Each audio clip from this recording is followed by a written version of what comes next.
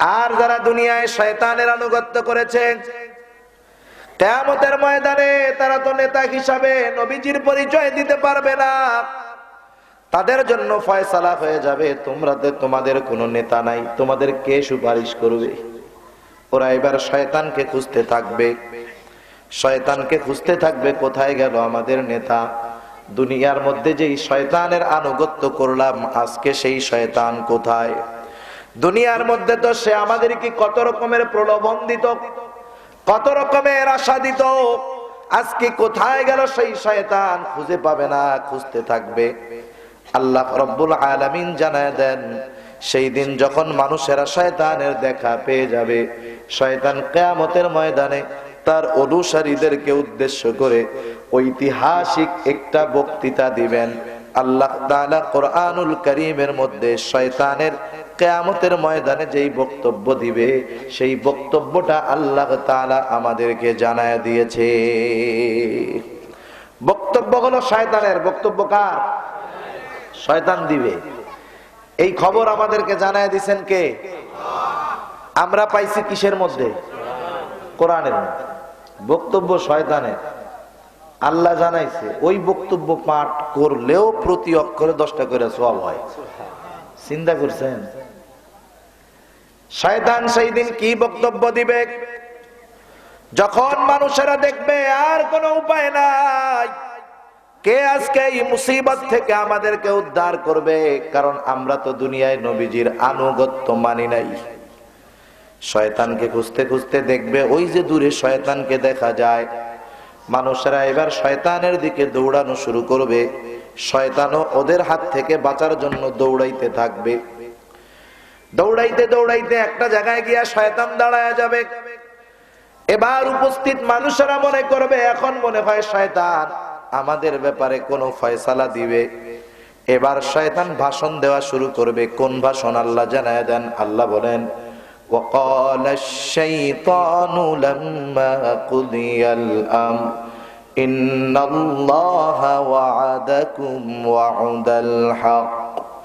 আল্লাহ তাআলা বলেন, সেদিন শয়তান বলবে, যখন সব কিছুর চূড়ান্ত ফয়সালা হয়ে যাবে, শয়তান তখন তাদেরকে বলবে, ইন্নাল্লাহা ওয়া'আদাকুম ওয়া'দাল হক। নিশ্চয়ই আল্লাহ রাব্বুল আলামিন তোমাদের সাথে বা তোমাদের ব্যাপারে যেই ওয়াদাগুলো দিয়েছিলেন, নিঃসন্দেহে আল্লাহ তাআলার ওয়াদাগুলো সত্য। আল্লাহ কি ওয়াদা দিয়েছে আমাদের সাথে? আল্লাহ তাআলা ওয়াদা দিয়েছে, হে মুমিন, দুনিয়ার মানুষকে উদ্দেশ্য করে আল্লাহ তাআলা বলতেছে, দুনিয়ার মানুষ, ঈমান আনো, নেক আমল করো, জান্নাতে যাইবা। ইন্নাল্লাযীনা আমানু ওয়া আমিলুস সালিহাতি কানাত লাহুম জান্নাতুল ফিরদাউসি নুজুলা। নিশ্চয়ই যারা ঈমান এনেছে, আমলে সালেহ করেছে, তারা হলো জান্নাতুল ফিরদাউসের মেহমান। তাদের জন্য হলো জান্নাতুল ফিরদাউসের মেহমানদারি। আল্লাহ বলেন, ওয়াল্লাযীনা আমানু ওয়া আমিলুস সালিহাত লাহুম জান্নাতুন তাজরি মিন তাহতিহাল আনহার। আল্লাহ তাআলা বলেন, যারা ঈমান এনেছে, নেক আমল করেছে, তাদের জন্য এমন জান্নাত যার পাদদেশ দিয়ে থাকবে প্রবাহিত নহর। আল্লাহ তাআলা ঈমান আমলের বদৌলতে জান্নাত দেওয়ার ওয়াদা করেছেন। শুধু তাই না, আল্লাহ তাআলা আবার বলেছেন, ওয়াল্লাযীনা কাফারু ওয়া কাযযাবু বিআয়াতিনা উলাইকা আসহাবুল জাহিম। আর যারা কুফরি করবে, আমার নিদর্শনকে অস্বীকার করবে, ঈমান আনবে না, ভালো কাজ করবে না, তাদের জন্য ঠিকানা হলো জাহিম, জাহান্নাম। তারা জাহান্নামের অধিবাসী হবে। এইরকম আরো অনেক ওয়াদা আল্লাহ তাআলা কোরআনুল কারীমের মধ্যে আমাদেরকে জানায় দিয়েছেন। রাসূলুল্লাহ সাল্লাল্লাহু আলাইহি ওয়াসাল্লাম তার বাণীর মধ্যে আমাদেরকে জানায় দিয়েছেন আল্লাহ তাআলার প্রতিশ্রুতি। আল্লাহ তাআলা তো প্রতিশ্রুতি ভঙ্গ করেন না। শয়তান সেদিন বলবে, শুনে নাও, আজকে আমার পেছনে কেন দৌড়াও? নিশ্চয়ই আল্লাহ তাআলা তোমাদের ব্যাপারে যে ওয়াদা করেছেন, সব ওয়াদাগুলা সত্য। আর আমি কি ওয়াদা করেছি তোমাদের ব্যাপারে শুনে নাও। ওয়া ওয়া'আদতুকুম ফাআখলাফতুকুম, আমি তো তোমাদের ব্যাপারে ওয়াদা করেছি তোমাদেরকে পথভ্রষ্ট করব, তথা তোমাদেরকে জাহান্নামের পথের পথিক বানায়া দিব। এই ওয়াদা তো আমি তোমাদের ব্যাপারে আজকে করি নাই, এই ওয়াদা তো তোমরা দুনিয়ায় আসার আগেই আল্লাহ রাব্বুল আলামিনের সাথে এই ওয়াদা করেছি। এই ওয়াদা তো আজকের না।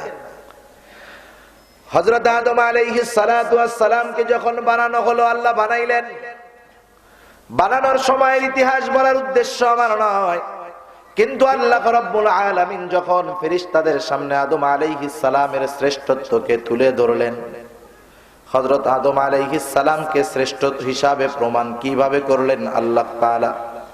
ফেরেশতারা যখন বলল, আল্লাহ আপনি কি দুনিয়ার মধ্যে এমন কোন জাতি পাঠাবেন, এমন কোন জাতি প্রেরণ করবেন যারা দুনিয়ার মধ্যে গিয়া ফিতনা ফাসাদ করবে, খুনোখুনি করবে, মারামারি করবে, খানাখানি করবে? আয় আল্লাহ, আপনি কি এমন কোন জাতি বানাতে চান? এমন জাতি বানানোর কি দরকার? আমরাই তো আপনার তাসবিহ সমূহ পাঠ করি, ইবাদত করি, কিন্তু আল্লাহ তাআলা যেটা চান, যেটা জানেন, কেউ জানে নাকি? আল্লাহ তাআলা বলেন, আমি যেটা জানি তোমরা সেটা জানো না। আদম আলাইহিস সালামকে এইবার ফেরেশতাদের মধ্যে আল্লাহ শ্রেষ্ঠ বানায়া দিবেন। কেমনে বানাইলেন?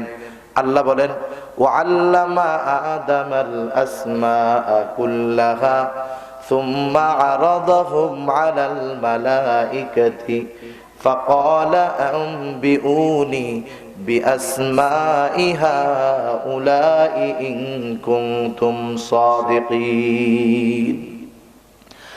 আল্লাহ তাআলা হযরত আদম আলাইহিস সালামকে এমন কিছু নাম শিখায় দিলেন যেই নামগুলা কেউ জানে না। আল্লাহ তাআলা আদম আলাইহিস সালামকে নামগুলা শিখায় দিলেন। এইবার ফেরেশতাদের সামনে হাজির করে জিজ্ঞাসা করলেন। আল্লাহ তাআলা ফেরেশতাদেরকে জিজ্ঞাসা করতেছে, বলো তো এটার নাম কি? ফেরেশতারা জানলেই না বলবে, কেউ জানে না, বলতেও পারে না। আদম আলাইহিস সালামকে আল্লাহ তাআলা এবার জিজ্ঞাসা করলেন, এইটার নাম কি? আদম আলাইহিস সালাম সবগুলোর নাম জানায় দিলেন।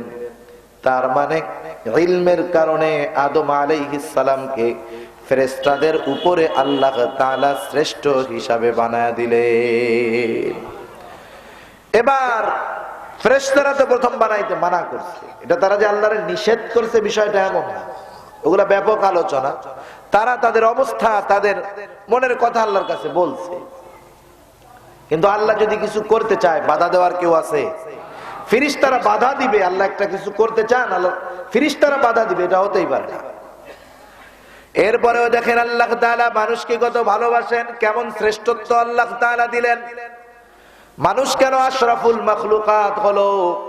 এবার যখন আদম আলাইহিস সালামের সামনে, ফেরেশতাদের সামনে আদম আলাইহিস সালাম পাশ করে গেলেন, ফেরেশতাদের তুলনায় ওই অবস্থায় শ্রেষ্ঠ যখন প্রমাণিত হয়ে গেল, আল্লাহ তাআলা এবার আদেশ করলো, ফেরেশতারা তোমরা সবাই আদম আলাইহিস সালামকে সিজদা করো। সিজদা করো আদমকে তোমরা। উসজুদু লি আদম। ইবলিসও তাদের মধ্যে অন্তর্ভুক্ত, বলল আদমকে সিজদা করো। আল্লাহর আদেশ মেনে সব ফেরেশতারা সিজদা করলো। আল্লাহ বলেন, ফাসাজাদু ইল্লা ইবলিস। ইবলিস ছাড়া সবাই সিজদা করলো। আল্লাহ তাআলা এবার ইবলিসকে জিজ্ঞাসা করে, ক্বালা মা মানাআকা আন তাসজুদা লিমা খালাকতু বিয়াদাইয়া আস্তাকবারতা আম কুনতা মিনাল খালিকিন। আল্লাহ তাআলা বলতেছে, ইবলিস, ক্বালা মা মানাআকা আন তাসজুদা লিমা খালাকতু বিয়াদাইয়া, যেটা আমি নিজের হাতে সৃষ্টি করলাম, কোন জিনিসে তোকে মানাকিত করলো, বাধা দিল যে তুই আমার সৃষ্টি, আমার নিজ হাতে সৃষ্টি আদমকে তুই সিজদা করলি না? অহংকার করলি, ফখর করলি, গৌরব করলি, কেন সিজদা তুই করলি না? ইবলিস এবার বলে, তার যুক্তি প্রদর্শন করতেছে ইবলিস এবার বলতেছে, যুক্তি দেখাইতেছে, বলে আল্লাহ, ক্বালা আনা খায়রুম মিন খলাকতানি মিন নারিন ওয়া খলাকতাহু মিন তিন। এবার ইবলিস বলতেছে, আল্লাহ আমি তোর চাইতে ভালো, আমি ওর চাইতে উত্তম। আনা খায়রুম মিন খলাকতানি মিন নার, আপনি আমাকে আগুন থেকে সৃষ্টি করেছেন, খলাকতাহু মিন তিন, আর তাকে সৃষ্টি করেছেন মাটি থেকে। প্রতিটা বস্তুর কিছু সৃষ্টিগত অভ্যাস আছে। আগুনের সৃষ্টিগত অভ্যাস আল্লাহ তাআলা রেখেছেন। যখন কোথাও আগুন লেগে যায়, কখনো এমনটা হয় না যে আগুন লাগার পরে আগুন নিচের দিকে যায়। দেখছেন কোনদিন এরকম আগুন? সেই জন্য যুক্তি প্রদর্শন করতেছে, বলে আল্লাহ আমি তার চাইতে ভালো, আমি তার চাইতে উত্তম। কেন? বলে আপনি আমাকে বানিয়েছেন আগুন দিয়া, তাকে বানিয়েছেন মাটি দিয়া। আল্লাহ তাআলা যখন কোনো কিছুর আদেশ করেন, আল্লাহ আদেশ করেছেন এটাই মানার জন্য আমরা বাধ্য। কেন আদেশ করলেন, করলে লাভ কি, না করলে ক্ষতি কি, এত কিছু যাচাই বাছাই ইমানদার করে না। আল্লাহর আদেশ পালন করতে গিয়া যারা যুক্তি তালাশ করে, ওরাই হলো দুনিয়ার মধ্যে ইবলিসের দলের লোক। ওরা খুঁজে যে এটা করতে বললো, করলে লাভ কি, আমাদের যুক্তিতে মেলে না। আল্লাহ একটা বিধান দিছে, আমাদের যুক্তিতে মেলে না, সেজন্য আমরা এটা করব না। কিছু আছে না এরকম যুক্তিবাদী? এরা হলো শয়তান, এরা হলো নাস্তিক। কারণ আমরা হলাম আল্লাহর গোলাম। কার গোলাম? আল্লাহর গোলাম। গোলাম যুক্তি ছাড়া, বিনিময় ছাড়া মনিবের আদেশ মানতে বাধ্য। আমরা আল্লাহর চাকর না। কিন্তু চাকর আর গোলামের মধ্যে তফাৎ আছে। চাকর কি? চাকর হলো যে চাকরি করে। চাকরি করে কি ফাউ ফাউ নাকি? শর্ত থাকে না? যেই মনিব চাকর নিয়োগ দেন, তিনিও শর্ত সাপেক্ষে দেন যে আমার কোম্পানিতে বা আমার দোকানে একজন লোককে নিয়োগ দেওয়া হবে। নিয়োগ দেওয়া হবে, আবেদন ফর্মে আবেদন করার জন্য কমপক্ষে যোগ্যতা হতে হবে তার এইচএসসি পাস।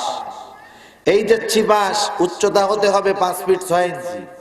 এরকম শর্ত সাপেক্ষে সে এইবার কি করবে, এখানে অ্যাপ্লাই করতে পারবে। এরপরে শর্ত থাকবে, দুইজনের মধ্যে যখন সর্বশেষ কথাবার্তা হবে, যিনি চাকর হবেন উনি বলবেন ঠিক আছে আমি আপনার ডিউটি করব দৈনিক 8 ঘন্টা, বিনিময়ে আমাকে মাসে 20,000 টাকা দিতে হবে। 20,000 টাকা দিলে দৈনিক 8 ঘন্টা ডিউটি করব।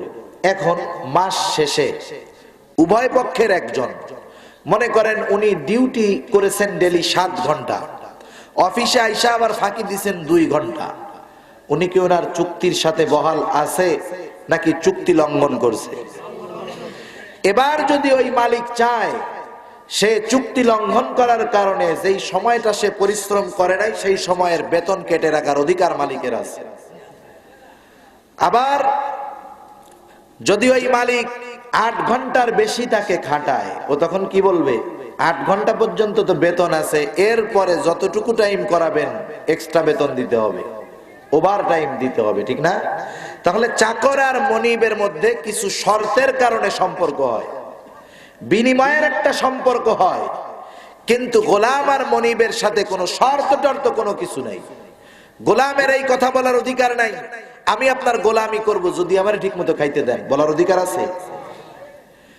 গোলাম তো এমন হবে, গোলাম মনিব যদি গোলামকে বলে, গোলাম সারাটা রাত তুমি শীতের মধ্যে বাহিরে দাঁড়ায় থাকবা, যেই গোলাম বাস্তবেই আনুগত্য গোলাম, সে এই কথা জিজ্ঞাসা করবে না মনিব কেন বাইরে দাঁড়ায় থাকবো, শীতে কষ্ট হবে। এইরকম যুক্তি আনুগত্যশীল গোলাম কখনো দেখাবে না। গোলামের কাছে গোলামি তো এমন হবে, তার কাছে মনিবের আদেশ মানবে, সে মনিব যা বলে বলুক, সর্ব অবস্থায় মনিবের কথা মানতে গোলাম সর্বদা তৈয়ার থাকবে। সেজন্য আল্লাহর সাথে আমাদের সম্পর্ক হলো মনিব আর গোলামের সম্পর্ক। আল্লাহ হলেন মনিব, আমরা হলাম গোলাম। এই জন্য আল্লাহ যেইটা আদেশ করবেন যুক্তি খোঁজার সুযোগ আছে নাকি, জোরে বলেন?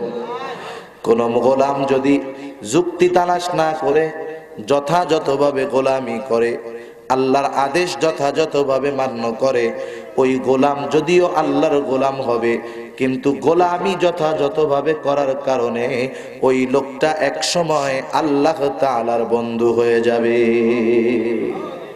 আল্লাহর বন্ধু যখন হবে, আল্লাহ বলেন আলা ইন্না আউলিয়া আল্লাহি লা খাউফুন আলাইহিম ওয়ালা হুম ইয়াহজানুন। গোলামি করতে করতে আল্লাহর ওলি হবে। আল্লাহ বলেন যারা আল্লাহর ওলি, আল্লাহর বন্ধু যারা, তাদের কোনো ভয়ও নাই, চিন্তাও নাই। সুবহানাল্লাহ। দুনিয়া আখিরাতের চিন্তা তাদের নাই। সেজন্য গোলামের মতো গোলাম যদি হওয়া যায়, যারা গোলাম মূলত নিজেদেরকে গোলাম পরিচয় দেয়, ওরা আল্লাহর আদেশ যখন আসে যুক্তি তালাশ করে না, তারা চিন্তা করে আল্লাহ আদেশ করেছেন, আমি যুক্তিতে মিলুক আর না মিলুক আল্লাহর আদেশ আমি মান্য করব, ঠিক কিনা? সুলতান মাহমুদ গজনবী, ওনার একটা গোলাম ছিল, এই গোলাম হলো আয়াজ, আফ্রিকান কালো নিগ্রো, দেখতে ভালো না, বেটে, ঠোঁট বড়। একটা মানুষ খারাপ দেখার জন্য যা দরকার সব তার আছে। এত নিগ্রো যা বাংলাদেশে কোনোদিন জন্ম নিবে না, ওইটা আফ্রিকার জন্যই স্পেশাল করে আল্লাহ তাআলা রেখে দিয়েছে। এই গোলামরে নিয়ে সব সময় সুলতান মাহমুদ বিভিন্ন জায়গায় যায়। মানুষ গুরুত্বপূর্ণ জায়গায় কাকে সাথে রাখে? যাকে সবচাইতে বেশি বিশ্বাস করে। সুলতান মাহমুদ তার গোলাম আয়াজরে নিয়ে সব জায়গায় যায়। এই বিষয়টা উচ্চ শ্রেণীর মানুষ তাদের ভালো লাগে না, মন্ত্রী উজির নাজির সেনাপতির ভালো লাগে না। নিজেরা বলা বলি করে, দেখছো বাদশার কি মাথা খারাপ হয়ে গেল নাকি? এত প্রতাপশালী একজন বাদশাহ, সম্মানিত ব্যক্তি, সব জায়গায় গোলামকে নিয়ে যায়। বড় বড় মানুষের দরবারে যখন যায় গোলামটাকে নিয়ে যায়। মানুষে হয়তো সি সি করে, কিন্তু উনি বুঝে না। উনি কি আমাদেরকে চোখে দেখে না? আমরা তো কত উচ্চ বংশের মানুষ, আমাদের মতো এমন সম্মানিত মানুষ থাকতে বাদশাহ কেন এমন একটা নিম্ন শ্রেণী গোলামের ঘরের গোলামকে নিয়ে সাথে সাথে রাখে? এই কথাটা একটা সময় বাদশার কানের মধ্যে পৌঁছায়া গেল। দরবারের মধ্যে একদিন বাদশাহ বসে আছেন। বাদশাহ এবার রাজকোষের দায়িত্বে থাকা ব্যক্তিকে বলতেছে, যাও আমার দরবার, আমার রাজকোষ থেকে দামি একটা হীরার টুকরা নিয়ে আসো। অনেক দামি একটা হীরার টুকরা আনা হলো, অনেক দামি। বাদশাহ এই হীরার গুণগান সবার সামনে বর্ণনা করলেন। এরপরে মন্ত্রীকে ডেকে বলতেছে, ও মন্ত্রী এদিকে আসো, এই হীরাটা তো অনেক দামি হীরা, জানো? বলে হ্যাঁ জানি। ধরো। হাতে নেওয়ার পরে বাদশাহ এবার মন্ত্রীকে বলে, এটা আছাড় দিয়া ভেঙে ফেলো। মন্ত্রী বলে, বাদশাহ আপনি কি বলেন? আমার নিজের হাতে রাষ্ট্রের এত বড় ক্ষতি করব আমি করতে পারবো না, আমাকে আপনি মাফ করে দিবেন। বাদশাকে তেল মারা শুরু করলো। বাদশাহ মন্ত্রীর আচরণে খুশি হইয়া বাদশাহ মন্ত্রীকে কিছু উপহার দিল। উপহার নিয়ে মন্ত্রী তার চেয়ারে গিয়া বসতে মিট মিট করে হাসে, যে আজকে মনে হয় বাদশার মনকে জয় বানায় ফেলছি। এবার উজিরকে ডাকে, উজির হীরা তো দামি হীরা, জানো? বলে হ্যাঁ জানি। ধরো, আছাড় দিয়া ভাঙো। বলেন তো, যেই হীরা মন্ত্রী ভাঙে নাই সেই হীরা কি উজির ভাঙবে নাকি? উজির তো প্রয়োজনে মন্ত্রীর 3 গুণ তেল মারবে রাজারে, বলবে রাজা এটা আমার দ্বারা সম্ভব নয়। বাদশাহ খুশি হয়ে গেল উজিরের আচরণে, উপহার দিল। উজির গিয়া নিজের চেয়ারে বৈশা মিটি মিটি আসে, যে আজকে তো মন্ত্রীর চাইতে তেল বেশি মারলাম, মনে হয় আগামীতে ওর মন্ত্রিত্ব গিয়া আমার এই দিয়া দিবে। এবার সেনাপতিরে বলে, সেনাপতি আসো, এটার দাম জানো? বলে হ্যাঁ জানি। ভাঙো। সেনাপতি বলে, বাদশাহ আপনি কি বলেন? যেই সম্পদ উপার্জন করে দেখিয়া জীবন বাজি রেখে শত্রুর বিরুদ্ধে লড়াই করি, সেই সম্পদ নিজের হাতে নষ্ট করবো, এটা হতে পারে না। আমার জীবন চলে যায় যাক বাদশাহ, তবু আমি এই হীরাটা আছাড় দিয়ে ভাঙতে পারবো না, এত বড় ক্ষতি আমি করতে পারবো না। বাদশাহ ওর আচরণেও খুশি, উপহার দিছে, যায় চেয়ারে বসছে, পাশে দাঁড়ানো তো গোলাম। এবার সুলতান মাহমুদ আয়াজকে ডাক দিয়ে বলে, ও আয়াজ, এই হীরার দাম জানো? বলে হ্যাঁ জানি। তাহলে ধরো, আছাড় দিয়া ভাঙো। সাথে সাথে আছাড় দিয়া ভেঙে ফেলছে। বসে থাকা মন্ত্রী দাঁড়ায় গেছে, উজির দাঁড়ায় গেছে, সেনাপতি দাঁড়ায় খাপ থেকে তরবারি বের করে ফেলছে। বলে, বাদশাহ এই জন্যই তো বলি গোলামের ঘরের গোলাম সম্পদের দাম বুঝে নাকি? আপনি ধরে সাথে সাথে নিয়ে মাথার উপরে উঠায়া দিছেন, আপনার কারণে ও লাই পেয়ে গেছে, যার কারণে এত বড় ক্ষতিটা সে করে ফেললো। সুলতান মাহমুদ বলে, দাঁড়াও, তোমরা ভাঙো নাই, তোমাদের একটা যুক্তি আছে। ও ভাঙলো, ওরও তো কারণ আছে, ওর কাছ থেকেই শুনি ও কেন ভাঙলো। তোমরা ভাঙলা না এই জবাব তো পেলাম, ও কেন ভাঙলো জবাবটা ওর কাছ থেকে নেই। বাদশাহ এবার জিজ্ঞাসা করে, আয়াজ তুমি কি হীরাটার দাম জানো না? বলে হ্যাঁ জানি। তাহলে যেই হীরা উজির ভাঙলো না, মন্ত্রী ভাঙলো না, সেনাপতি ভাঙলো না, সেই হীরা কেন তুমি ভাঙলা? আয়াজ বলে, বাদশাহ আমি হলাম আপনার গোলাম, ওদের কাছে হীরার দাম বেশি, কিন্তু আমি গোলাম আয়াজের কাছে হীরার চাইতে আপনি বাদশার আদেশের দাম বেশি। তাহলে গোলাম সব কিছুর চাইতে বেশি দাম হবে কার আদেশের? আল্লাহ তাআলার আদেশের দাম সবচাইতে বেশি হবে। ইবলিস এই জায়গায় ফেল করে গেল, যুক্তি তালাশ করলো, সেজদা করলো না। আল্লাহ রব্বুল আলামিন বললেন, ক্বালা ফাখরুজ মিনহা ফাইন্নাকা রাজীম। আল্লাহ জান্নাত থেকে বের করে দিলেন, চির অভিশপ্ত ওকে বানায় দিলেন। শয়তান তো লক্ষ লক্ষ বছর আল্লাহর ইবাদত করেছে, গোলামি করেছে। আল্লাহ তাআলা জালেম না। দুনিয়ায় কেউ যদি একটা নেকের কাজ করে, ভালো কাজ করে, আল্লাহ তাআলা ওই ভালো কাজের প্রতিদান দুনিয়া অথবা আখিরাতে তাকে দিবেনই দিবেন। সে যদি কাফের হয়, বেঈমান হয়, তার ভালো কাজের প্রতিদান সে দুনিয়ায় পেয়ে যাবে। আর যদি ঈমানদার হয়, ওই ভালো কাজের প্রতিদান আল্লাহ যদি দুনিয়ায় নাও দেন, আখিরাতে দিয়ে দিবেন। সুবহানাল্লাহ। কারণ অনেক সময় এমন হয় যে আমরা আল্লাহ তাআলার কাছে দোয়া করি না, বিপদে পড়ছি, আল্লাহ দোয়া করি আল্লাহ বিপদটা দূর করে দেন। দেখা যায় দোয়া করতে করতে 10 বছর শেষ, যেই জন্য দোয়া করছি কোনো প্রতিফল পাই নাই। মুমিনের কোন দোয়া বৃথা যায় না। যদি দোয়া কবুলের শর্তগুলা ঠিক থাকে, হারাম খাবার না খায়, হারাম পোশাক পরিধান না করে, এইরকম কিছু শর্ত আছে, এগুলা যদি ঠিক থাকে, এরপরে যদি কোনো আল্লাহর বান্দা আল্লাহ তাআলার কাছে দোয়া করে, তার প্রতিটা দোয়া আল্লাহর কাছে কবুল হয়। এই প্রতিটা দোয়ার মূলত অবস্থা হয় 3টা। 1 নাম্বার অবস্থা, আল্লাহর বান্দা আল্লাহর কাছে দোয়া করলো, দোয়া করার সাথে সাথে আল্লাহ তাআলা অল্পক্ষণের মধ্যেই দোয়া যেই ব্যাপারে করেছে তার প্রতিফল আল্লাহ তাআলা দিয়ে দেন। 1 অবস্থা। 2য় অবস্থা, দোয়া করেছে আজকে, 10 বছর পরে গিয়া আল্লাহ তাআলা এই দোয়ার প্রতিদান দেন। এই হলো 2য় অবস্থা। 3য় অবস্থা হলো, দোয়া করেছে দুনিয়ায়, আল্লাহ তাআলা দোয়ার প্রতিদান দুনিয়ায় দেন নাই, ওই দোয়ার প্রতিদান আল্লাহ তাআলা আখিরাতের জন্য সঞ্চয় করে রেখেছে। কিয়ামতের ময়দানে প্রত্যেকের কাছে প্রত্যেকের আমলনামা যাবে। প্রত্যেকেই নিজের আমলনামা পড়ে হিসাব করতে পারবে, কোন গুনার কারণে এইটা হইল, কোন আমলের কারণে এই সওয়াব হইল, কোন অপরাধের কারণে এই গুনাহটা হইল, সবগুলা ক্লিয়ার থাকবে। আল্লাহ তাআলা প্রত্যেকের কাছে প্রত্যেকের আমলনামা পৌঁছায় দিবে। শুধু তাই নয়, আমলনামা যেই ভাষায় হোক না কেন, কিয়ামতবাসী সেই ভাষায় আমলনামা পড়তে পারবে।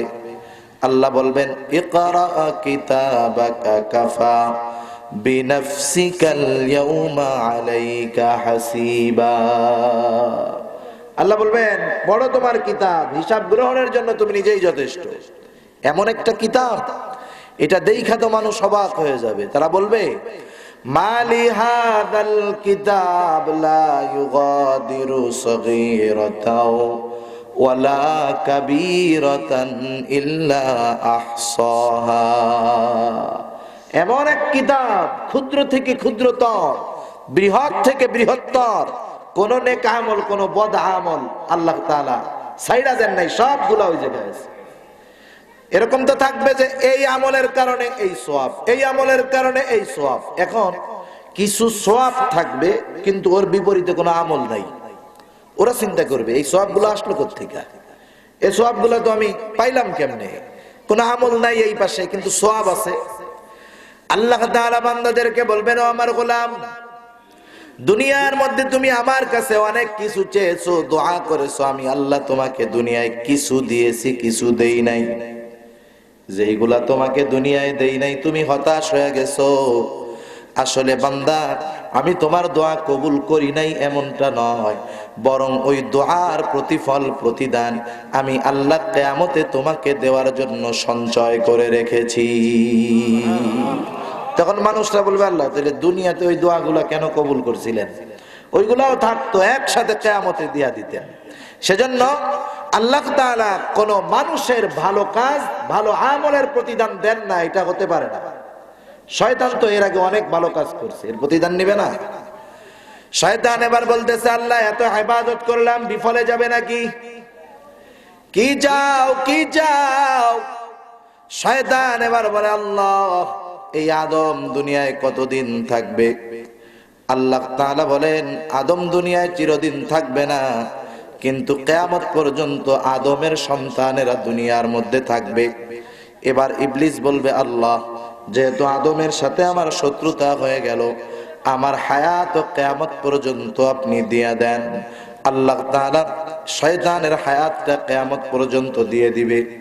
এবার বলবে, আল্লাহ আমি তো মানুষের সাথে মানুষের সংঘাত সৃষ্টি করব, ভাইয়ের সাথে ভাইয়ের দ্বন্দ্ব সৃষ্টি করব, স্বামীর সাথে স্ত্রীর দ্বন্দ্ব সৃষ্টি করব। আল্লাহ মানুষেরা যদি আমাকে দেখতে পায়, এটা আমার জন্য বিপদের কারণ হবে। আয় আল্লাহ, আপনি আমাকে এমন ক্ষমতা দিয়ে দেন যাতে করে দুনিয়ার কোনো মানুষ আমার উপস্থিতি টের পাবে না, আমাকে দেখতে পাবে না। আল্লাহ বলে, ঠিক আছে, এটাও তোমার মঞ্জুর। শয়তান কেমন পাওয়ার আল্লাহ তাআলা শয়তানকে দিয়েছে। আল্লাহর নবী বলেন, ইন্নাশ শাইতানা ইয়াজরি মাজরাদ দাম। শয়তান মানুষের রক্তের সাথে প্রবাহিত হয়। সেজন্য দেখবেন মাঝে মধ্যে কেউ রাগ হয় না, রাগ হলে কি হয়, আমার রক্ত গরম হয়ে যাইতেছে, বলে কি বলে না? তখন বুঝবেন যে ওর রক্তের মধ্যে কে আছে, কে আছে। শয়তানের উপস্থিতি টের পাওয়া যাবে, তাই না? এরপরে তৃতীয় দাবি, শয়তান বলে, আল্লাহ নাফরমানি করব আপনার, বিরোধিতা করব আপনার, অথচ রিজিকের মালিক আপনি। আয় আল্লাহ এই প্রতিশ্রুতি দেন, কিয়ামত পর্যন্ত আমি এবং আমার অনুসারী যারা হবে, মানুষ হোক আর জিন হোক, এদেরকে আপনি কখনো রিজিকের অভাব দিবেন না। আল্লাহ বলছে, ঠিক আছে, তোমার এটাও মঞ্জুর। এ কারণে দেখবেন যারা বড় পাপী, এদের টাকাও বেশি। হক পথে চললে, সত্য পথে চললে, হালাল উপার্জন করতে গেলে জীবন চলা কষ্টের। যে কোনো পেশায় বলেন না কেন, আপনি হারাম ছাড়া চলতে চান, চ্যালেঞ্জিং জীবন, ঠিক কিনা বলেন? যদিও চ্যালেঞ্জিং জীবন, কষ্টের জীবন, কিন্তু তৃপ্ত হওয়া যায়, তৃপ্তি পাওয়া যায়, কারণ হালালের মধ্যে আল্লাহ তাআলা বরকত রাখছে। কিন্তু যারা অপরাধ করে, এদের টাকার অভাব আছে। যারা সুদ খায়, ঘুষ খায়, অন্যর সম্পদ জোরপূর্বক দখল করে, বড় বড় টাকাওয়ালা, গাড়িওয়ালা, বাড়িওয়ালা, এরা সব যেই কাজগুলা করে, এরা শয়তানের কাজগুলাই করে, ঠিক কিনা বলেন? সেজন্য শয়তানের দলের অনুসারীদের দুনিয়ায় কোনো কিছুর অভাব হবে না, রিজিকের অভাব দিবেন না আল্লাহ তাআলা।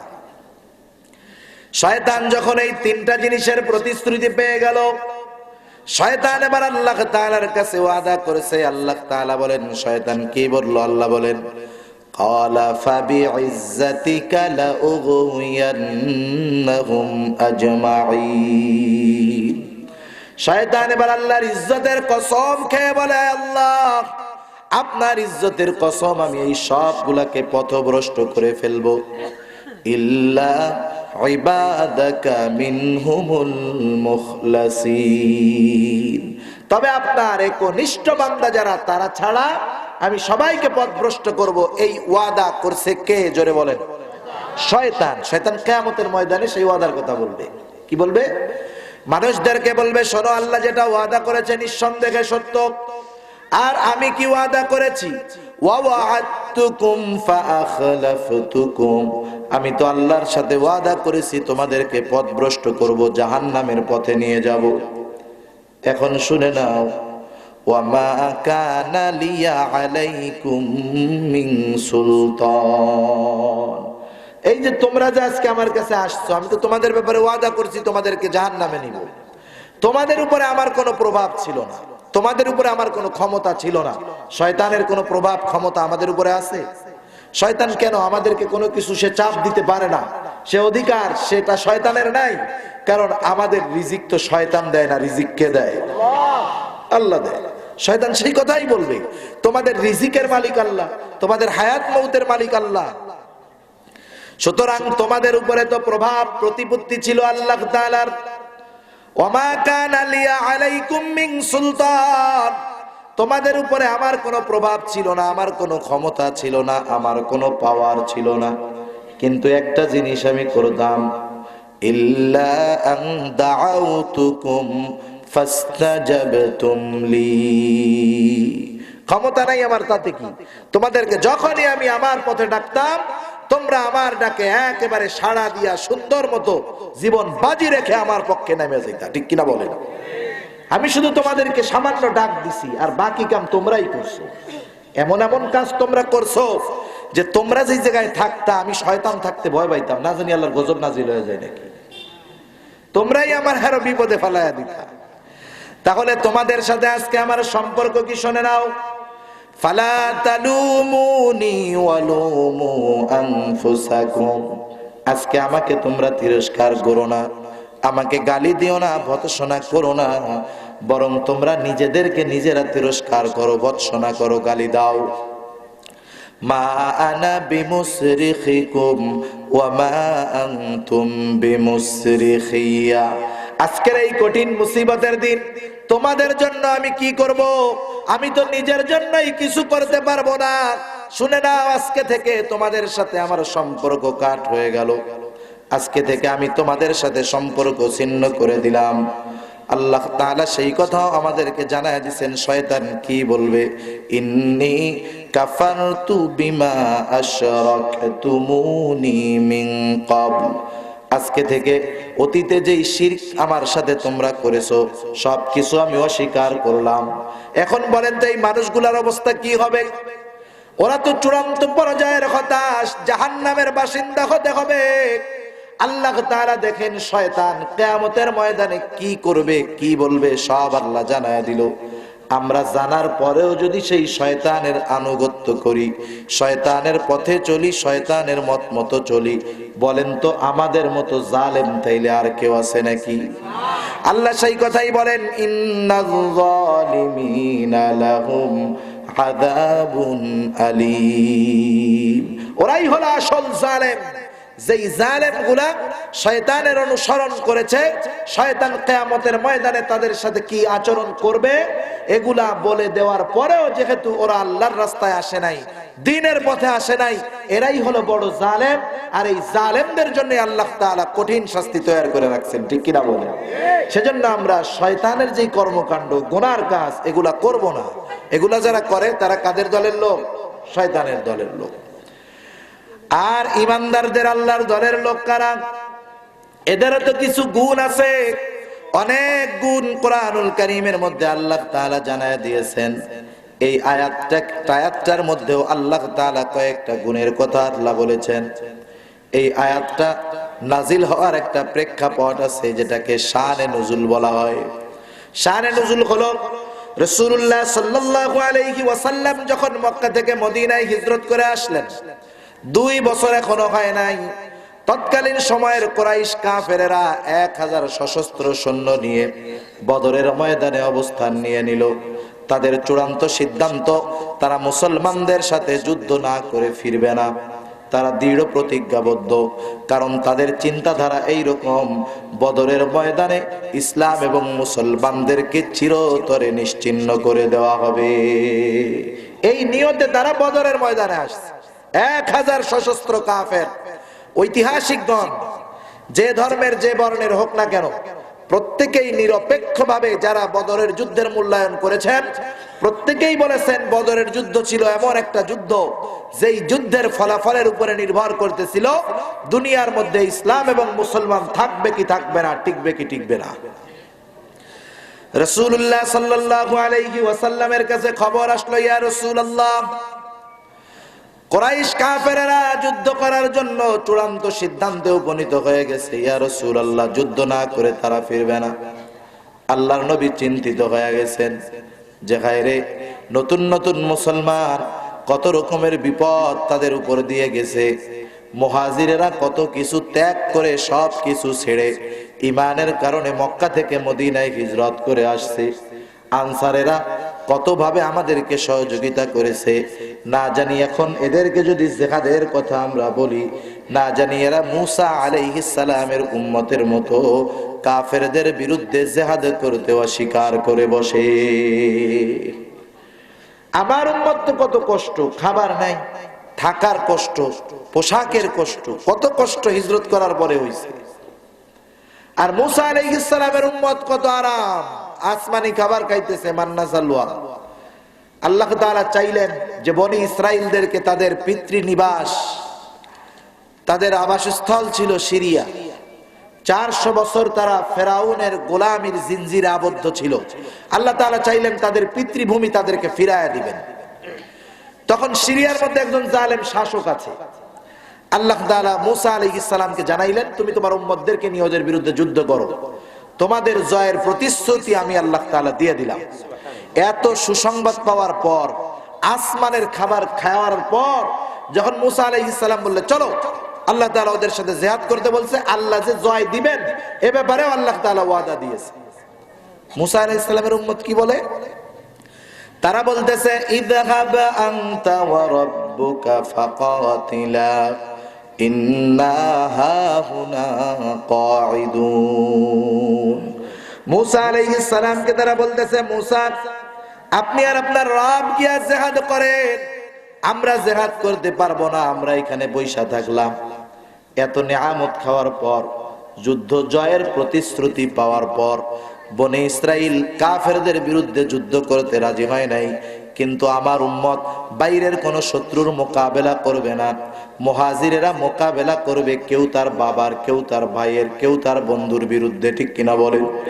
আবার আনসারেরা কত কিছু দিয়ে সহযোগিতা করলো। এখন না জানি এরা বলে বসে, ইয়া রাসূলুল্লাহ এত কিছু দিলাম, এত কিছু ত্যাগ করলাম, এখন কি যুদ্ধ করতে বলেন নাকি? আল্লাহর নবীর চেহারার মধ্যে চিন্তার ছাপ। কারণ একটা মানুষকে যাদেরকে আমরা প্রতিদিন দেখি, যার সাথে প্রতিনিয়ত দেখা হয়, এমন মানুষের চেহারার মধ্যে যদি চিন্তার ছাপ দেখা যায়, অটোমেটিক বলা লাগে না, দেখার পরেই বোঝা যায় যে লোকটা চিন্তিত আছে। ঠিক না? কারণ পরিচিত মানুষ, যার সাথে আপনার আমার সকাল সন্ধ্যা, সকাল বিকাল দেখা হইতেছে, তার চেহারার ব্যাপারে তো আমার জানা। আমি যখন দেখলাম তার চেহারার মধ্যে চিন্তার ছাপ, এমনিই অনেকে জিজ্ঞাসা করে, ভাই আপনি সবসময় হাসি খুশি থাকেন, কিন্তু এখন আপনাকে চিন্তিত মনে হচ্ছে, কারণটা কি? সাহাবায়ে কেরাম তো আল্লাহর নবীকে সব সময় দেখতেন, যখন দেখছে চিন্তার ছাপ চেহারার মধ্যে দেখা যায়। সাহাবায়ে কেরাম ছিলেন গোটা দুনিয়ার মধ্যে খাঁটি আশিকে রাসূল, যাদের মতো রাসূল প্রেমিক অতীতে ছিল না, বর্তমানেও নাই, ভবিষ্যতেও আসবে না। তারা আল্লাহর নবীর চেহারায় চিন্তার ছাপ দেখার সাথে সাথে কোন কারণে আল্লাহর নবী চিন্তিত এটা জানার প্রয়োজন বোধ করার আগেই তারা নিজেরা সিদ্ধান্ত নিয়ে নিতেন, নবীজির চেহারা মোবারকে হাসি ফোটানোর জন্য যদি আমার জীবন দিতে হয়, গোটা দুনিয়াও যদি ছেড়ে দিতে হয়, আমি ছেড়ে দিতে তৈয়ার। আল্লাহর নবী চিন্তিত, আদেশ করতেছেন না। কারণ নবীজি আদেশ করবেন সাহাবাদের, এরা যদি বলে যে না যুদ্ধে যাইতে পারবো না, আল্লাহর নবীর আদেশ প্রত্যাখ্যান করবে সাহাবায়ে কেরাম, আর আল্লাহ সহ্য করবেন, এটা হতে পারে না। আল্লাহর নবী পরামর্শ করতেছেন। রাসূলুল্লাহ সাল্লাল্লাহু আলাইহি ওয়াসাল্লাম তাদেরকে বলতেছে, সাহাবারা, কুরাইশ কাফেররা সশস্ত্র অবস্থায় যুদ্ধের ময়দান, বদরের ময়দানে হাজির হয়ে গেছে। তাদের চূড়ান্ত সিদ্ধান্ত, তারা যুদ্ধ না করে ফিরবে না। তোমরা কি বলো? মুহাজিরেরা তোমরা প্রথম পরামর্শ দাও। মুহাজিরদের পক্ষ থেকে যেই জবাব, তার সারমর্ম হলো, ইয়া রাসূলুল্লাহ দ্বীনের জন্য, ইসলামের জন্য ঘর ছেড়েছি, সম্পদ ছেড়েছি, পরিবার ছেড়েছি, কাফেরদের বিরুদ্ধে যদি জীবনটা দিয়ে দিতে হয়, জীবনটা দিয়ে দিব। এরপরে আনসারদেরকে জিজ্ঞাসা করতেছেন, তোমরা তো ইসলামের জন্য তোমাদের কত অবদান, কত সহযোগিতা, যার কারণে তাদের উপাধি আল্লাহর নবী দিয়েছেন আনসার, সাহায্যকারী। তোমরা কি বলো? আনসারদের পক্ষ থেকে জবাব হলো, সারমর্ম এটা, ইয়া রাসূলুল্লাহ আমরা আপনার সামনে পেছনে ডানে বামে চতুর্দিকে অবস্থান করি, কাফেরদের বিরুদ্ধে লড়াই করব। শরীরে এক বিন্দু রক্ত থাকা পর্যন্ত যুদ্ধের ময়দান থেকে আমরা পেছনে ফিরে আসব না। আল্লাহর নবী সৈন্য বাছাই শুরু করলেন। বাছাই করে পেলেন 313 জন। 313 জন, 313 জনের কাছে 313টা তলোয়ার নাই, 313 জনের কাছে 313টা বাহন নাই, 313 জনের কাছে 313 জনের আত্মরক্ষার জন্য কোনো ব্যবস্থা নেই। কেউ বা পায়ে হেঁটে, কিছু মানুষ ঘোড়ায় চড়ে রওনা হয়েছেন বদরের দিকে। সবার কাছে অস্ত্র নাই, কারো 2 হাতে 2টা খেজুরের ডাল, কারো 2 হাতে সুসজ্জিত 1000 কাফেরের বিরুদ্ধে লড়াই করতে রওনা হয়ে গেছে। যদিও এই মানুষগুলার কাছে আধুনিক অস্ত্র ছিল না, কিন্তু ঈমান নামক কেমন ক্ষমতা ছিল যে ঈমানের পাওয়ারে তারা গোটা দুনিয়াকে পরাজিত করতে পারত। কারণ ঈমানের পাওয়ার এক জিনিস, অস্ত্রের পাওয়ার আর এক জিনিস। অনেক সময় দুইজন ব্যক্তির ভিতরে লড়াই লাগে। অনেক সময় একজনের কাছে অস্ত্র আছে আর একজনের কাছে অস্ত্র নাই, কিন্তু যার কাছে অস্ত্র আছে এর কাছে সাহস নাই। আছে না এরকম? কিন্তু যার কাছে অস্ত্র নাই তার কাছে সাহস আছে। ফলাফল কি হবে জানেন? শেষমেশ যার সাহস আছে সে ওই অস্ত্রওয়ালার বিপক্ষে সাহসের কারণে জয়লাভ করবে। কারণ ও চিন্তা করবে, তুই আমার একবার আঘাত করবি, একবার তোর অস্ত্র ধরতে পারলে আর আমাকে ঠেকাই দে। সেজন্য সব সময় অস্ত্রের পাওয়ারে কাজ হয় না, সাহস তো বড় একটা পাওয়ার, ঠিক না? আমাদের বাংলাদেশে যখন মুক্তিযোদ্ধারা যুদ্ধ করেছে, পাক হানাদারদের বিরুদ্ধে 9 মাস রক্তক্ষয়ী যুদ্ধের পরে জয়কে ছিনিয়ে এনেছে। বাংলাদেশের কাছে কিন্তু অনেক আধুনিক অস্ত্র ছিল না। পাকিস্তানকে তো অনেক দেশ আধুনিক অস্ত্র দিয়ে সহযোগিতা করেছে, কিন্তু বাংলাদেশের মানুষের কাছে ছিল সাহস, ঠিক কিনা বলেন? বঙ্গবন্ধু বলছে না, সব নিয়ে গেছে কিন্তু ঈমান নিতে পারে নাই। সেই ঈমান বাঙালিদের ছিল, এই জন্য তৎকালীন সময়ের পরাশক্তিকে পরাজিত করা সম্ভব হয়েছিল। সে ঈমান যাদের কাছে থাকে তাদেরই জয় আসবে, ঠিক কিনা বলেন? আর সেই ঈমান সাহাবাদের কোন পর্যায়ের ছিল এটা তো অকল্পনীয়। রওনা হয়ে গেছে বদরের ময়দানে। এই 313 জন সাহাবীর মধ্যে একজনের নাম হলো আবু উবাইদা ইবনুল জাররাহ রাদিয়াল্লাহু তাআলা। আবু উবাইদা একজন প্রসিদ্ধ সাহাবী। আবু উবাইদা যুদ্ধের ময়দানে গিয়ে দেখে কাফেরদের পক্ষে আবু উবাইদার বাবা, তার নাম হলো জাররাহ, কাফেরদের পক্ষে মুসলমানদের বিপক্ষে যুদ্ধ করার জন্য আবু উবাইদার বাবা জাররাহ হাজির হয়ে গেছে। অনেকদিন পর বাবার চেহারাটা দেখলো। যদিও বাবা কাফের, ইসলাম তো সুন্দর। ইসলাম বলে তোমার মা বাবা যদি কাফের হয়, তুমি তোমার মা বাবার সাথে ভালো আচরণ করবা, উত্তম ব্যবহার করবা। ইসলামের সৌন্দর্য আমাদের জানা নাই। আমরা তো মনে করি ইসলাম শুধু নামাজ, রোজা, হজ, যাকাতের মধ্যে সীমাবদ্ধ। আমাদের অজ্ঞতার কারণে, ইসলামের সৌন্দর্যের ব্যাপারে না জানার কারণে আমরা অনেক সময় অনেক মানুষ নিজেদেরকে নিজেরা ছোট মনে করে যায়, রে মুসলমান হইলাম, গোটা দুনিয়ায় আমরা মায়ের খাই, মানুষ আমাদেরকে কত কিছু বলে। নিজেরা নিজে হীনমন্য হয়। কেন? কারণ আমরা মুসলমান, আমরা আমাদের গৌরবময় অতীত জানি না। আমাদের অতীত যে কত সুন্দর, আমাদের অতীত যে কত গৌরবান্বিত, এটা আমরা জানি না। যদি আমরা জানতাম, যদিও আমাদের কিছু নাই এখন, কিন্তু আমরা অন্তরের দিক দিয়ে ছোট হইতাম না। আমরা অন্তরের দিক দিয়ে বড় থাকতাম, প্রাউড ফিল করতাম যে আমি একজন মুসলমান। কিন্তু অনেক ক্ষেত্রে অনেক মানুষ আছে যারা নিজেদেরকে অনেক সময় ইউরোপ আমেরিকায় গেলে মুসলিম পরিচয় দিতে সে নিজেকে ছোট মনে করে। কিন্তু যে মানুষগুলা ইসলাম সম্পর্কে জানে, ইসলামের সৌন্দর্য জানে, ইসলামের গৌরবান্বিত ইতিহাস জানে, ওরা লক্ষ কোটি কাফেরের মধ্যে একা যদি থাকে সে প্রাউড ফিল করে বলে আমি একজন মুসলমান, ঠিক কিনা বল? আমাদেরকে ইসলাম জানতে হবে, আমরা জানি না ইসলামের সৌন্দর্য কেমন। আসমা বিনতে আবি বকর রাদিয়াল্লাহু তাআলা আনহা একদিন রাসূলুল্লাহ সাল্লাল্লাহু আলাইহি ওয়াসাল্লামের কাছে এসে বলতেছে, ইয়া রাসূলুল্লাহ, আমার মা একজন মুশরিক, আপনাকে বড় সে ঘৃণা করে। আমার মা মাঝে মধ্যে আমার কাছে আসে, এই মুশরিকা মায়ের সাথে আমার আচরণটা কেমন হবে? আল্লাহর নবী বলেন, তোমার ওই মুশরিকা মা যখন তোমার কাছে আসবে, তুমি তার সাথে উত্তম আচরণ করবে, তার সাথে তুমি ভালো ব্যবহার করবে। আবার আল্লাহ তাআলা কি বলেন খেয়াল দিয়া শুনুন। আল্লাহ বলেন, ওয়া ইন জাহাদাকা আলা আন তুশরিকা বিমা লাইসা লাকা বিহি ইলম ফালা তুতি'হুমা ওয়া সাহিবহুমা ফিদ দুনিয়া মা'রুফা। আল্লাহ রাব্বুল আলামিন বলেন, তোমার মা বাবা যদি তাদের অজ্ঞতার কারণে আমি আল্লাহর সাথে শিরক করার জন্য তোমার উপরে জোর জবরদস্তি করে চাপ দেয়, এই অবস্থায় তোমার করণীয় কি? কারণ শিরক হলো সবচাইতে বড় পাপ, সবচাইতে বড় জুলুম।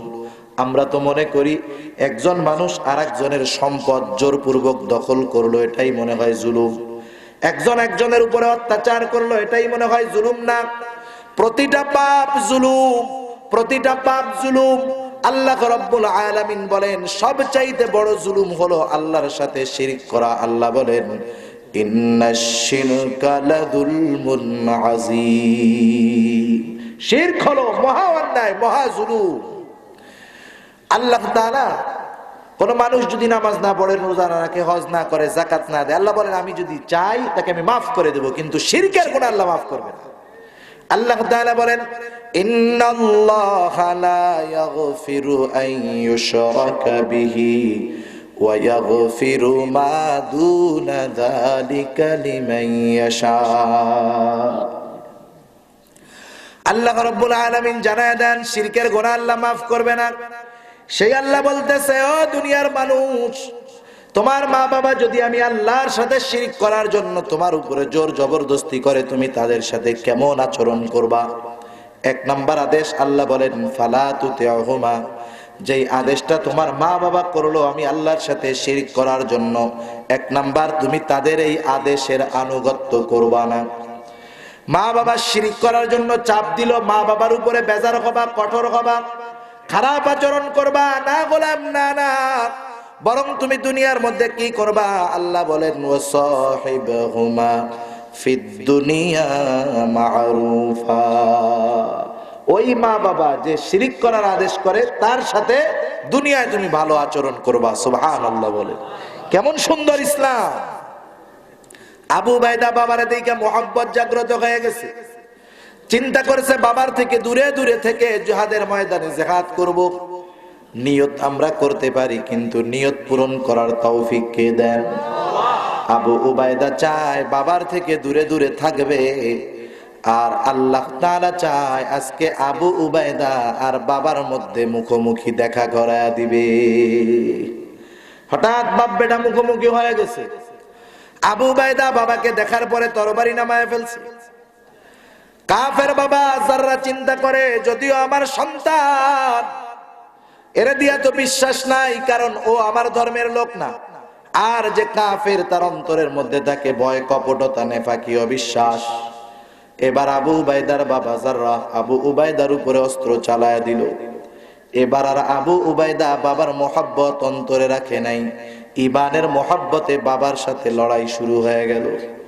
লড়াইয়ের এক পর্যায়ে আবু উবাইদার হাতে আবু উবাইদার বাবা দুনিয়া থেকে বিদায় নিয়ে চলে গেল। আবু উবাইদা নিজের বাবাকে দুনিয়া থেকে বিদায় করলো। দুনিয়ার কোন মহব্বতে, সম্পদের মহব্বতে, টাকার মহব্বতে নাকি? দুনিয়ার কোন স্বার্থে নাকি? গোটা দুনিয়ার মধ্যে খোঁজ নিয়ে দেখেন, কোন সন্তান দ্বীনের কারণে তার বাবার উপরে অস্ত্র ধারণ করে না। বরং অনেক আমরা দেখে থাকি, শুনে থাকি, নেশার টাকা, সম্পদ, সিগারেটের টাকা, মোটর সাইকেলের টাকা না দেওয়ার কারণে দুনিয়ার অনেক সন্তান তার মা বাবাকে হত্যা করে ফেলে। কিন্তু আবু উবাইদা দুনিয়ার কোন স্বার্থে করে না, ঈমানের মহব্বতে করেছে। দুনিয়ার মানুষ ঘটনা একটাকে যেমন ভাবেই দেখুক, কিন্তু আল্লাহ তাআলা এই ঘটনাকে কেন্দ্র করে আয়াত নাজিল করে আল্লাহ জানায় দেন, লা তাজিদু কওমান ইউমিনুনা বিল্লাহি ওয়াল ইয়াউমিল আখির। আল্লাহ তাআলা বলেন, যারা আখিরাত এবং আল্লাহর উপরে বিশ্বাস রাখে তথা ঈমানদার, এমন সম্প্রদায়কে আপনি এমন অবস্থায় পাবেন না যে তারা ভালোবাসে কাদেরকে? যারা আল্লাহ এবং তার রাসূলের সাথে দুশমনী পোষণ করে, ঈমানদারেরা তাদেরকে ভালোবাসে না। ওই বিদ্বেষ দুশমনী পোষণকারী যদি ওই ঈমানদারের বাবাও হয়, ওয়ালাউ কানু আবাআহুম, বাবাও যদি হয়, আও আবনাআহুম, যদি সন্তানও হয়, আও ইখওয়ানাহুম, যদি ভাইও হয়, আও আশিরাতাহুম, যদি বংশের কেউ হয়, প্রতিবেশীও হয়, ঈমানদারেরা আল্লাহ এবং তার রাসূলের সাথে বিদ্বেষ যেই রাখুক না কেন, বাবা রাখলেও বাবার পক্ষে নাই, বাবাকে ভালোবাসে না, সন্তানকে ভালোবাসে না, ভাইকে ভালোবাসে না, বরং আল্লাহ এবং তার রাসূলের ভালোবাসাকে প্রাধান্য দিয়ে বাবা, সন্তান, ভাই, পাড়া প্রতিবেশী নয়, গোটা দুনিয়া ছাড়তে তারা তৈয়ার থাকে। ঠিক কিনা বলে? এই মানুষগুলা ঈমানের কারণে এত কঠিন সিদ্ধান্ত কেন নিতে পারে? আল্লাহ বলেন, উলাইকা কাতাবা ফি কুলুবিহিমুল ঈমান ওয়া আইয়াদাহুম বিরূহিম মিন। কারণ আল্লাহ তাআলা তাদের অন্তরের মধ্যে ঈমানকে সুসংগঠিত করে দিয়েছেন এবং তাদের হাতকে বিশেষ শক্তির দ্বারা আল্লাহ তাআলা শক্তিশালী করেছেন। এই মানুষগুলো কারা? আল্লাহ তাআলা এদের ব্যাপারে বলেন, ওয়ায়ুদখিলুহুম জান্নাতিন তাজরি মিন তাহতিহাল আনহারু খালিদিনা ফিহা। তারা ঈমানের জন্য এত বিশাল ত্যাগ করলো, বাবাকে ছাড়লো, সম্পদ ছাড়লো, সব ছাড়লো। আল্লাহ তাআলা বলেন, এই মানুষগুলার জন্য আল্লাহ তাআলা রেখেছেন, তাদেরকে প্রবেশ করাবেন এমন জান্নাতের মধ্যে যার পাদদেশ দিয়ে প্রবাহিত নহর আছে। 2-10 দিনের জন্য নয়, আল্লাহ বলেন খালিদিনা ফিহা, সেই জান্নাতে তারা চিরস্থায়ী হবে।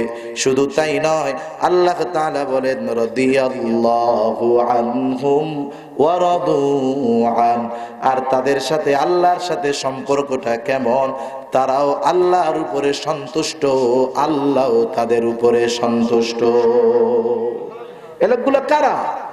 আল্লাহ তাআলা তাদের পরিচয় দিয়ে বলেন, উলাইকা হিজবুল্লাহ আলা ইন্না হিজবাল্লাহি হুমুল মুফলিহুন। এরাই হলো আল্লাহর দল, যারা ঈমানের জন্য গোটা দুনিয়া ছাড়তে পারে। ঠিক কিনা বলেন? আল্লাহ বলেন এরা আল্লাহর দল। আর সফল হবে কার দল? জোরে বলেন। আল্লাহ বলেন কাতাবাল্লাহু লা আগলিবান্না আনা ওয়া রুসুলি। আল্লাহ তাআলা, আল্লাহ এবং তার রাসূলের দলের চূড়ান্ত বিজয়ের সিদ্ধান্ত আল্লাহ তাআলা দিয়ে রাখছেন। সেজন্য আমরা দুনিয়ার মধ্যে যতই মনে করি না কেন টাকা পয়সা, গাড়ি বাড়ি, ক্ষমতা হলেই সফল, তা না। আল্লাহ বলেন সফলতা কোথায় জানো? ফামান যুহজিহা আনিন নার ওয়া উদখিলাল জান্নাতা ফাকাদ ফাজ। জাহান্নাম থেকে বাঁচবা, জান্নাতে যাবা, আল্লাহ বলেন সফল। সেই সফল হওয়ার দরকার আছে না নাই? তাহলে ঈমানকে ধারণ করতেই হবে। ঈমান ব্যতীত এই সফলতার ঘ্রাণ পাওয়া সম্ভব নয়। আল্লাহ তাআলা আমাদের সবার ঈমানকে হেফাজত করার তৌফিক দান করুন। আল্লাহ তাআলা বেশি বেশি নেক আমল করার তৌফিক দান করুক। আমিন। ওয়া আখির দাওয়ানা আলহামদুলিল্লাহি রাব্বিল আলামিন।